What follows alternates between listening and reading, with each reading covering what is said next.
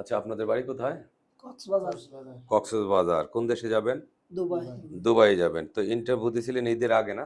জি। ঈদের আগে দিয়েছেন। আজকে কয় তারিখ? 16 তারিখ। 16 কালকে তারিখ।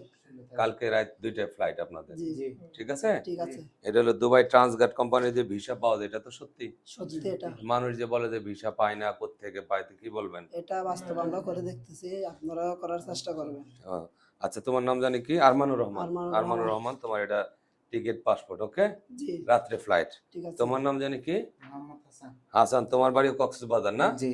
তাহলে এই টিকিট পাসপোর্ট তুমিও নাও, হ্যাঁ? রাত্রে ফ্লাইট চলে যাবা। আচ্ছা, ঠিক শাহিন আছে। ভাই, আপনার বাড়ি কোথায়? পাবনা। আপনার বাড়ি পাবনা। জি। আপনি কি কাজে যাইতেছেন? মেশন। মেশনের কাজে। বেতন কত? 1150, ঠিক না? 1150 দিরহাম। তো আজকে টিকিট পাসপোর্ট নিচ্ছেন, রাত্রে ফ্লাইট। জি। এই টিকিট পাসপোর্ট নেন, সুন্দর করে ফ্লাইটে চলে যাবেন, আমার জন্য দোয়া করবেন।